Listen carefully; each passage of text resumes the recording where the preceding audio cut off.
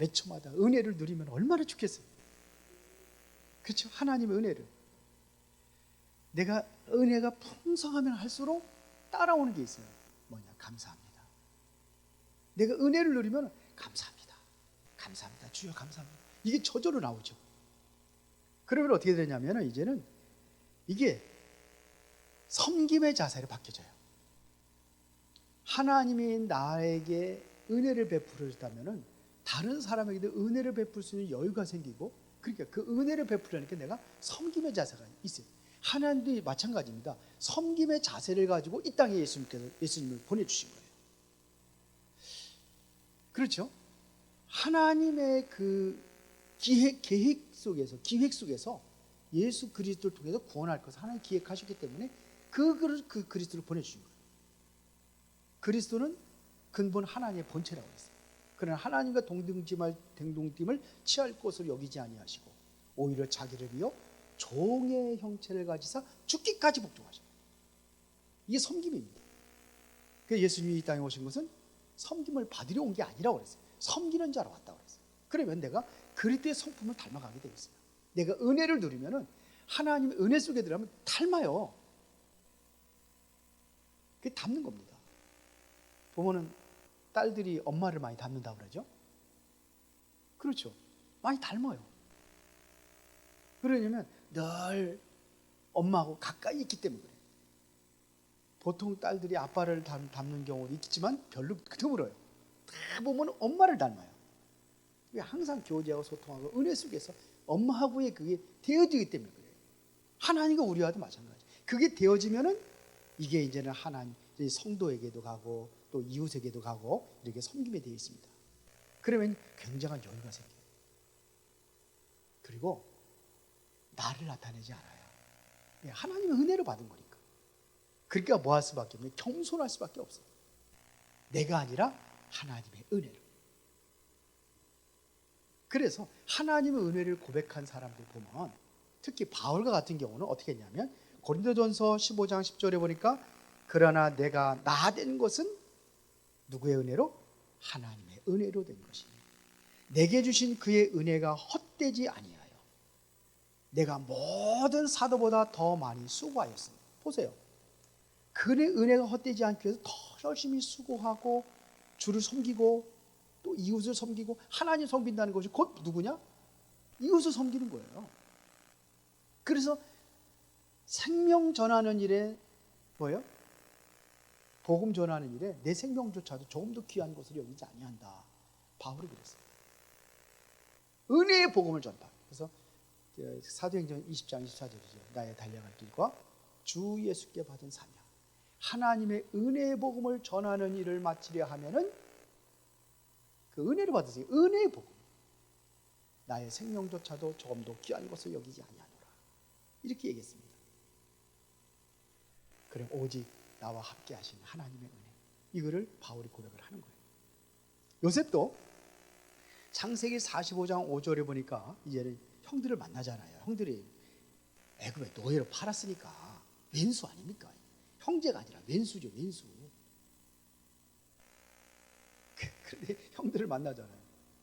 형들이 두려워하고 무서워하니까 창세기 45장 5절에 요셉이 고백한 거예요. 뭐라고 그랬습니까? 당신들이 나를 이곳에 팔았으므로 한탄하지 마소서. 근심하지 마소서. 내가 당신들 해칠까 봐 근심하지 마소서. 왜 그러냐? 일을 이루어진 것은 하나님께서 모든 생명을 구원하시려고 나를 당신들보다 먼저 보내셨나이다. 이게 하나님의 계획이라는 거죠. 그러니까 걱정하지 마요. 우리 같으면 한 번 정도 따져야 될 거 아닙니까? 어떻게 그럴 수 있습니까? 네? 한 번 정도는 형들이 어쩌고 그럴 수 있냐? 동생을 그렇게 할 수 있냐고? 한 번 용서하더라도 그렇게 한번 따지면 안 따져서 이게 큰 사람이에요. 그 모든 것이 하나님의 계획이라는 걸 발견하고 절대 원망하지 않았어요. 형들을 불평하지 않았어요. 하나님의 은혜라고 그렇게 고백을 합니다. 오늘 시편 23편 1절부터 6절을 우리가 같이 봤습니다. 이 성경 구절이 어떤 내용이냐면 사실은 다윗이요 목동으로 있었잖아요. 목동의 그 심정으로 표현한 건데, 이게 어떤 표현이냐면 사울 왕으로부터 죽임의 위험을 당하면서 쫓겨다녔다면서 이거를 글로다 표현한 거예요. 돌아보고 나니까 다 하나님의 은혜라는 거죠. 그래서 뭐라고 합니까? 오늘 본문에 여호와는 나의 목자시니 어떻게 내게 부족함이 없어요. 여기 보면 참 그냥 그 아이들 그냥 그 들에다 풀어놓고서는 공원 같은 데 풀어놓고 막 그림 그리라고 하고 글 쓰라고 하고 그러지. 글 쓸 때 거기서 이렇게 쓴 게 아니라니까요. 첫 번에 보면 그러니까 뭐 잔잔한 물가로 인도하시는 하나님, 그 그림 성화 같은 거 보면은 목자가 딱 지팡이 들고 딱 하면 그 어떻게 양들이 딱 따라오고 이런 풍경이 아니에요 이게요. 그 내용을 보면은 보세요. 3절에 2절에 그가 푸른 풀밭에 누이시며 실만한 물가로 인도하시다 그러면 3절에 내 영혼을 소생시키시고 자기 이름을 위하여 의의 길로 인도하신다. 의의 길로 인도하시는. 그러게 의의 길로 어떻게 인도하시느냐? 내가 사망의 음침한 골짜기를 이게 다닐지라도 그랬어요. 사망의 음침한 골짜기를 계속 다녔잖아요. 그러나 해를 두려워하지 않는다. 왜? 주께서 나와 함께 하시니까. 주의 지팡이가 막대기가 나를 아니하시나이다. 이것 바로 하나님의 절대적인 인도예요. 이거를 지금 감사하면서 그 은혜를 시루다가 지금 고백을 하는 내용이에요. 보세요. 5절에 주께서 내 원수의 목전에 내게 상을 차려주시고 기름을 내 머리에 부으셨으니 내 잔이 넘치나이다. 원수의 목전까지 간 거예요. 오히려 어떻게 합니까? 다윗이 사울 왕을 죽일 수 있는 기회가 왔는데도 안 죽이잖아요. 2번이나 하잖아요. 2번. 네? 엔게디 굴 속에서 숨어 있을 때 사울 왕이 거기 딱 들어가. 근데 어떻게 합니까? 칼을 던지 원수에게 찔러 죽일 수 있는데 옷자락만 베어가지고 사울한테 얘기하잖아요. 이게 누구 겁니까? 그 사울 왕이 또 그냥 내 아들아 그러면 통곡하며 울고 다시 나 따라다니고 또 따라다니고. 또 뭐냐면 이제 야경하면서 이제 밤에도 막 따라다니고. 그러니까 피곤하니까 군사들 자고 다 잤어요. 사울 왕도. 그러니까 다윗이 가가지고 물병하고 지팡이를 들고 그래. 사울 왕 창하고 딱 듣고 오니까 어떡합니까? 그래서 깨우잖아요. 사울 다윗이 죽일 수 있느냐 안 죽겠다는 거예요. 원수의 목전에서 내게 상을 차르시니 내 잔이 넘치나이다. 이게 하나님의 인도와 축복입니다. 그렇죠? 그래서 우리는 사단이라는 존재는요 하는 일이 뭐냐면 은혜 받지 못하게 만들어요. 참 어쩌면 그렇게 그 무속인 자녀들이라든지 무속과 관계에 있는 이 사람들이 오면은요 교회 오면 100% 줘요. 제가 무속 사역을 했잖아요. 그래서 관계된 사람들 100% 줘요. 이게 사단이 못 듣게 하는 거라 말씀. 어디야 필리핀 같은 데 가면 산지에 가면 이 사람들은요 굉장히 그냥 막 찬양을 하지 그냥 안 합니다. 다 일어서 가지고 막 찬양을 하지 막 춤을 추면서 막 찬양을 해요. 그렇게 하다가 메시지를 다 줘. 누가 그럴 걸까요? 하나님 그래요? 사단이 그래요. 사단. 은혜 받지 못하게 만들고 자꾸 바쁘게 하고 분주하게 만들고 이게 다 사단이 하는 거예요. 오늘도 오실 수 있는데 못 온 사람 많을 거야 아마. 못 듣게 하느냐고. 은혜 받지 못하도록. 그래서 여러분들은요 은혜 받는 것을 제1순위를 삼아야 돼요. 우리 여기 일려전도회 분들이 어떤 때 일려전도회 없으면 저녁 예배 다 폐할 뻔했대. 빨리 내년에 회복합시다. 기도합시다. 그래서 은혜의 자리에 있는 거죠. 근데 여기 못 나오는 사람들은요 자꾸 예배에 자꾸 빠진 사람들은 말도 많아요. 모든 거 한번 그냥 말이 그렇게 많고 예배에 실패하는 사람들이 그래요. 꼭 예배에 다 나왔다고 성공하는 건 아니지만. 자, 그러면은 이 은혜를 항상 누리려면 어떻게 해야 되는가? 3가지를 가지고 나왔습니다. 이 은혜를 누리려면 어떻게 되냐? 항상 말씀 속에 있어요. 다윗은요 하나님의 말씀 속에 있었어요. 하나님과 가까이 했어요. 이 말씀을 누렸습니다. 그러니까 이따가 시편 1편에 보니까 어디 시편 1편 1절부터 6절에 보니까는 어디 뭐라고 그랬습니까? 복 있는 사람들은 악인들의 길을 따르지 아니하며 죄인들의 길에 서지 아니하며 오만한 자들의 자리에 앉지 아니하고 그 다음에 뭐예요? 오직 여호와의 율법. 이게 여호와 율법이라 그 구약에는 율법이 성경 하나님 말씀입니다. 그 말씀을 어떻게 해야 돼요? 주야로 묵상하는 거다. 하나님의 말씀이 이게 꿀송이처럼 달고 은혜가 되고 그러면 이게 하나님 말씀이 은혜가 되면 계속 볼 텐데 어떤 사람들은 하나님 말씀만 보면 졸린대. 그래서 누가 그러더라. 이 말씀은 수면제를 썼냐 이렇게 졸리냐고. 은혜가 되면은 자꾸 말씀을 묵상하게 돼 있어요. 그러면 어떻게 돼요?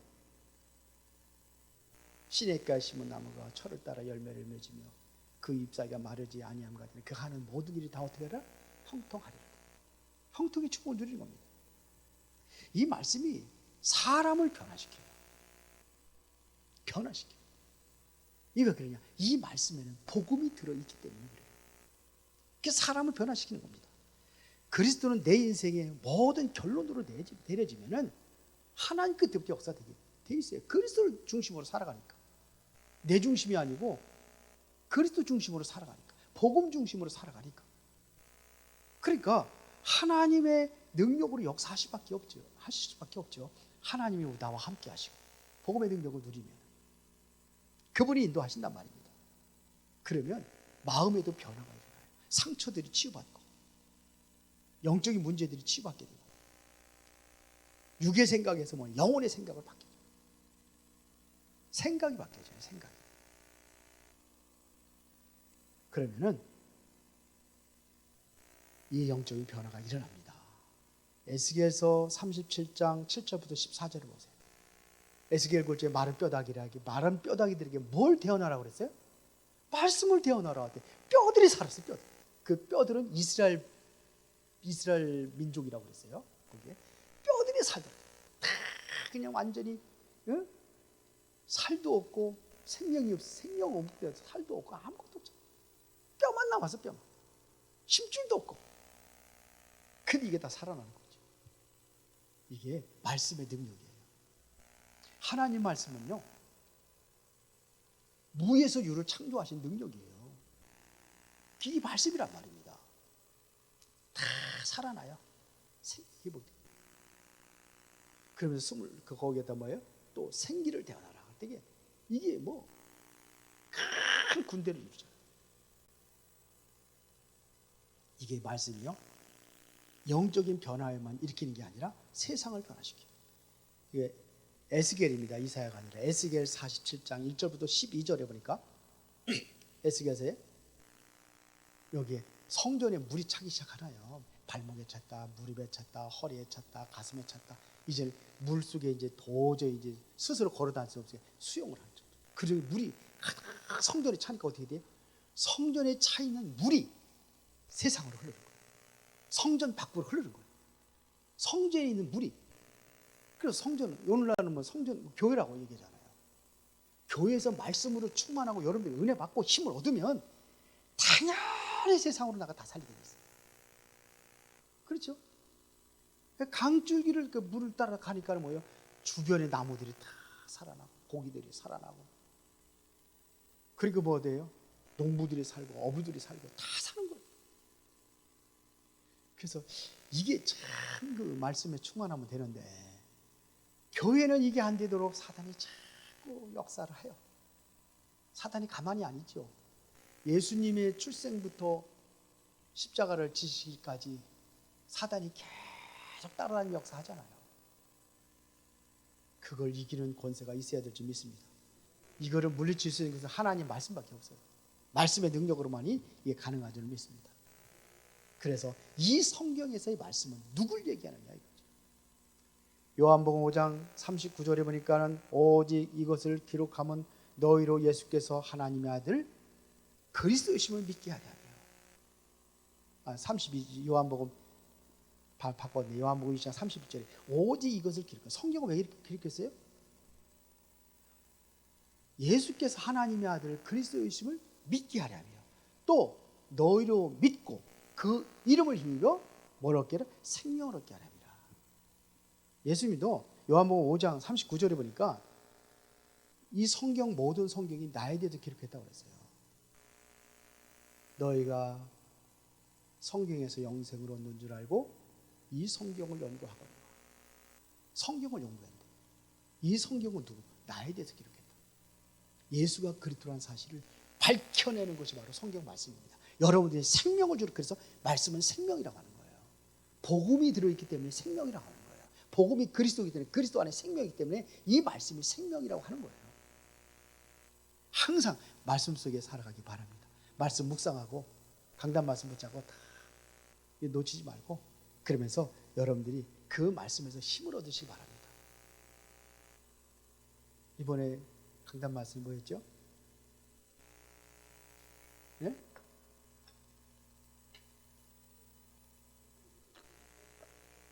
예? 크게 해보세요.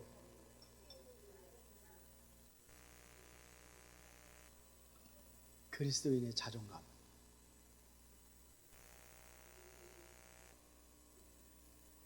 그가 지난번에 응답받은 친구한테 주일날 좀 간증 좀 하랬더니 쑥스러워서 못하겠대.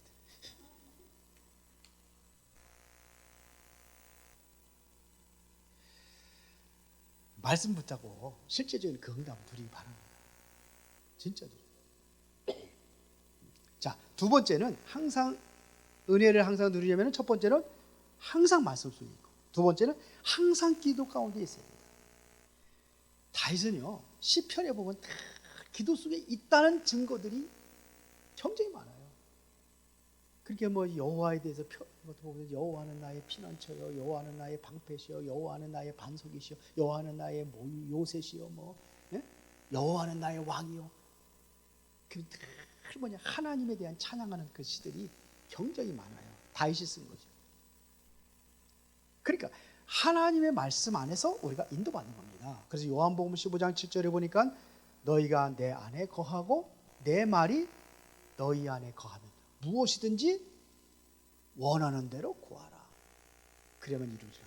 하나님의 말씀 안에 우리가 들어가는, 완전히 말씀 안에 들어가고 말씀 잡고 기도하라는 겁니다. 그러니까 이것 가지고, 말씀 가지고요, 성경에 보면 그 이스라엘 백성들은요 3번씩 그 정식기도를 합니다.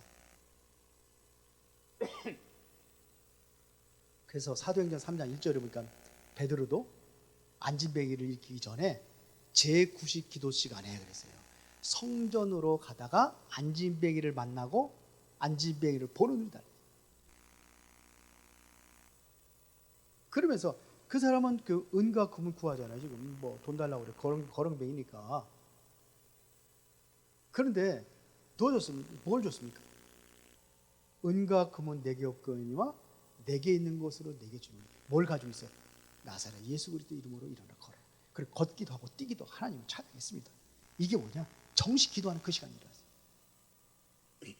바울이 사도행전 16장 16절부터 18절에 보니까는 바울이 저만한 귀신이 기도하러 가다가 자꾸 저만한 귀신이 와가지고, 그건 뭐 정식 기도했다는 얘기거든요. 기도 가다가. 그런데 보세요. 귀신 들린 저만한 여자, 귀신아 나오라도 귀신 나오잖아요. 귀신아 나오라도 귀신 나오고, 거기서 빠져나왔어요. 이때 이적이나 능력이나 보면 기도 시간에 뭐냐, 능력이 많이 나타납니다. 성경에 보면 능력이 언제 나타나요? 성경은 기도하는 그 시간이에요. 다니엘도 보세요. 다니엘서 6장 10절에 보니까는 다니엘도 보니 거기 어떻게 했습니까? 기도하잖아요. 다니엘이 이 조세의 왕이 도장이 찍힌 것을 알고도 자기 집에 그 윗방에 올라가서, 그것도 뭐냐, 예루살렘을 향해서 창문을 열고 하루에 3번씩 무릎을 꿇고 기도했다고 했어요. 하루에 3번 정식 기도입니다. 그러면서 기도하며 그의 하나님께 감사했더라 그랬어요. 기도하면서 근데 보세요. 다니엘이 사자굴에 집어 던져졌는데 죽었어요? 살았어요. 다니엘이 이름이 더 높여졌어요. 다니엘을 완전히 죽여서 없애려고 했는데 다니엘의 이름을 더 높여요. 다니엘이 섬기는 하나님을 높여요. 다리오 왕이 당신. 바울은요, 이뿐이 아니에요. 데살로니가서 5장 17절에 보니까 어떻게 기도했냐면 쉬지 말고 기도하라. 쉬지 말고 기도하라. 그럼 뭐예요? 밥도 먹지 말고 기도하라는 얘기입니까? 잠도 자지 말아요? 그게 아니죠. 늘 하나님과 기도할 수 있는 그 자세가 되어진 거예요. 모든 것들을 보는 것들이 하나 기도하고 연결할 수 있는 그 자세들. 이걸 얘기하는 거예요. 여러분들 지금 다 핸드폰 가지고 있죠. 어떨 때 예배 시간도 누구랑 통화하려고 찌르르 하고 전화벨이 울려가지고 깜짝 놀랄 때가 있는데 그것도 좀 찬양이라도 나오면 되는데 또 이상한 노래 나와가지고 그 뭐냐면 그게 뭐예요? 항상 소통할 수 있는 준비가 돼요. 하나님과의 그러한 그 소통의 그 어떤 안테나가 항상 향하게 안테나. 초소에서 그 보초 쓰는 군인들 있잖아요. 군인들은 항상 어떻게 합니까?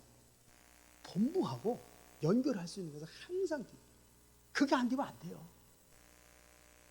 그게 소통이에요. 소통. 하나님과 소통. 항상 그 연결선을 항상 열어놓는 거예요. 이게 무식기도라고 저는 생각을 해요. 다른 좋은 표현이 있으면 또 좋은 표현이 있으면 또 뭐가 있는지 모르겠지만 저는 그렇게 생각을 합니다. 항상 기도 가운데 있어요. 그 다음에 세 번째는 항상 하나님의 계획을 발견하라.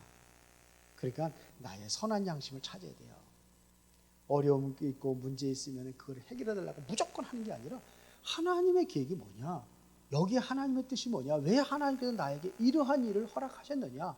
요셉처럼 요셉은 그렇게 살았거든요. 그러니까 보세요. 요셉이 노예로 팔려갈 때에 형들은 원망하지 않았다고 그랬어요. 감옥에 들어갈 적에도 보디발이나 보디발의 아내를 원망하지 않았어요. 그렇죠. 그것이 하나님의 계획이 있다는 것을 창세기 45장 5절에 기록했잖아요. 아까 얘기했잖아요. 형들이 한 것이 아니라 하나님께서는 우리의 모든 생명을 살리기 위해서 나를 먼저 보내주신 하나님의 계획이요 하나님의 뜻이다. 그렇게 얘기했습니다. 그러면은 지금 한번 찾아보세요. 불신자들은 어떻게 하고 있습니까? 지금 고통 가운데 빠져 있어요. 요즘에 많은 성도들도요 보면은 방황하는 사람들이 많아요. 신자들이 갈등하고 방황하는 사람이 많아요. 지난번에 우리 교회 와가지고 한번 와서 뒤에 앉아 있다가 저하고 상담했는데 보니까 보통 심각한 문제가 아니 집안에 남편은 교회를 다니는데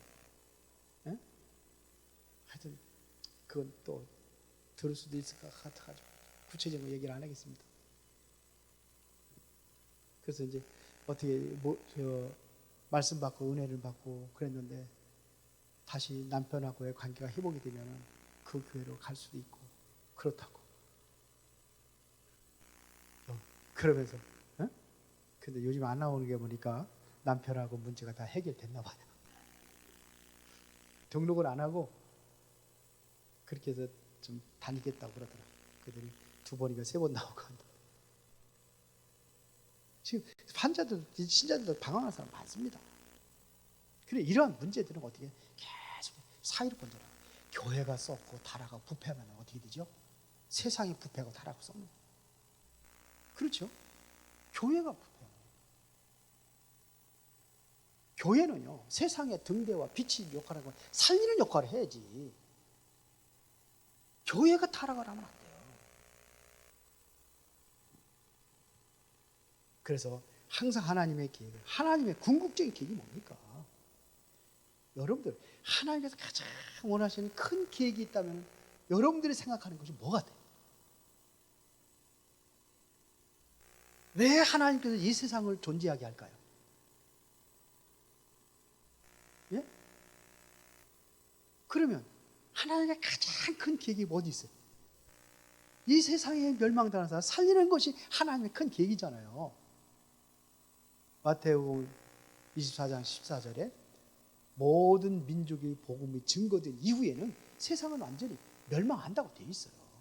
세상이 지금 왜 존재하는 이유가 뭐냐?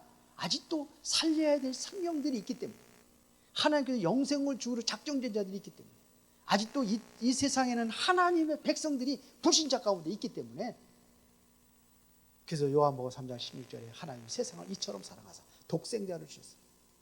누구예요? 이 세상을 살릴 수 있는 길은 유일한 예수 그리스도밖에 없어요. 그렇죠?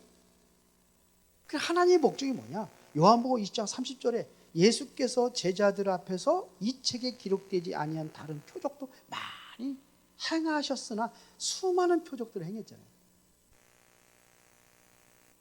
그러나 오직 이것을 기록하면 너희로 예수께서 하나님의 아들 그리스도이심을 믿게 하려 하며, 왜 그런 많은 이적을 행하고 표적을 행하고 기적을 행했던 이유가 뭐냐면은 하나님의 아들 그리스도이심을 믿게 하려 하기 위해서.